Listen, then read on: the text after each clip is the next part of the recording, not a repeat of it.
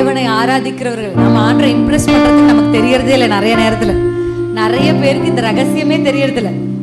ஆசீர்வாதத்தை பெற்றுக்கொள்ளணும்னா என்ன பண்ணணும்? அப்பாவை இம்ப்ரெஸ் பண்ணணும். அப்பாவுக்கு என்ன பிடிக்குமோ அதை செஞ்சா அப்பா தானா என்ன பண்ணுவாரு? பார்த்துருக்கீங்களா? அப்பாவுக்கு பிடிச்ச ரேங்க் எடுத்தா நீங்க எதுவுமே கேட்க வேணாம், உங்களுக்கு என்ன பிடிக்குமோ அதை போய் என்ன பண்ணிடுவார். எங்க அப்பா நல்ல அப்பா தான், எங்களை விட்டுட்டு போனாலும் எங்க அப்பா எனக்கு ஒரு நல்ல அப்பா தான். என் அப்பாவை நான் வந்து மோசமான தகப்பன்னு சொல்ல மாட்டேன். நான் வந்து 10th மார்க், ஏன்னா நான் வந்து ரொம்ப ஃபர்ஸ்ட் கிளாஸ் ஸ்டூடெண்ட்டும் கிடையாது, மக்கு ஸ்டூடெண்ட்டும் கிடையாது. ஒரு 10வது ரேங்க்குள்ளே எப்படியோ தேறி எடுத்துருவேன், அவ்வளோதான் நம்மளால முடியும். ஆனால் நான் 10th எழுதும்பொழுது ஃபஸ்ட்டு என் குடும்பத்திலே நான் தான் 10வது எழுதுறேன். அப்போ எழுதுறதுனால எல்லாருக்கும் வந்து என்ன எடுப்பா அப்படின்னு. நான் நல்ல மார்க்கு தேவ கிருபையில் நானே எதிர்பார்க்கல, நல்ல மார்க் எடுத்துட்டேன். உடனே எங்கள் அப்பா என்ன பண்ணார் தெரியுமா? உனக்கு அவருக்கு தெரியும் எனக்கு என்ன வேணும்னு கூட எங்கள் அப்பா கேட்ட மாதிரி எனக்கு ஞாபகம் இல்லை. உடனே போய் அவருக்கு ஒரு அரியர், அவர் கவர்மெண்ட்டில் டீச்சராக இருந்தார், அப்போ டீச்சராக இருந்ததுனால உடனே அவருக்கு ஒரு அரியர் வந்துச்சு. அதை எடுத்துகிட்டு போயிட்டு ஒரு ஸ்கூட்டி வாங்கிட்டு வந்து கொடுத்துட்டார், புது ஸ்கூட்டி.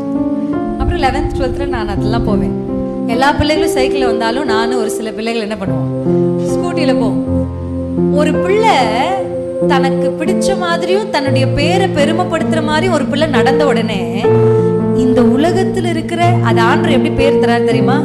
பொல்லாதவர்களாகிய நீங்களே.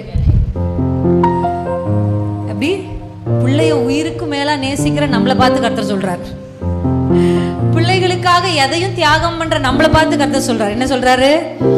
பொல்லாதவர்களாகிய நீங்களே உங்க பிள்ளைகளுக்கு எதை தரணும்னு தெரியும். அப்ப என்னுடைய தகப்பன் நம்ம பிள்ளை இப்படி நம்ம பேரை, ஏன்னா சர்ச்சில் இருக்கிற பிள்ளைகளுக்கு இன்னும் பேர் ப்ரெஷர் இல்லை. மற்ற பிள்ளைகளாவது குடும்பத்தில் மட்டும் இருக்கவங்க மட்டும் தான் கேட்பாங்க. ஆனால் சர்ச்சுக்கு வர பிள்ளைங்களை என்னமா இருக்கு, சர்ச்சில் அவளை எடுத்துட்டா, சர்ச்சில் இவ எடுத்துட்டா, இப்படியே நம்மளுக்கு என்ன பண்ணிடும், பிள்ளைகளுக்கு ப்ரெஷர் ஏறும். அப்போ இப்படி எடுத்து கொஞ்சம் நம்ம மானத்தை பிள்ளை காப்பாத்திருச்சேன்னு எங்கள் அப்பா சந்தோஷத்தோடு என்ன பண்ணிட்டாரு, வாங்கிட்டு வந்து கொடுத்தாரு. இன்னைக்கும் சொல்லித்தரேன் ஒரு ரகசியத்தை. அப்பாவை சந்தோஷப்படுத்துனீங்கன்னா அப்பா உங்களுக்கு என்ன வேணும்னு கேட்டு உங்களுக்கு ஆர்டர் தருவார். அல்லேலூயா. சம்டைம்ஸ் என்ன வேணும்னு கேட்காமே உங்களுக்கு தருவார். அல்லேலூயா.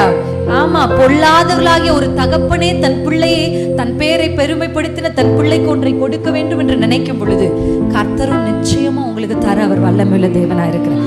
நீங்க செய்ய வேண்டியது என்ன தெரியுமா? அவரை பிரியப்படுத்துகிற ஒரு வாழ்க்கை.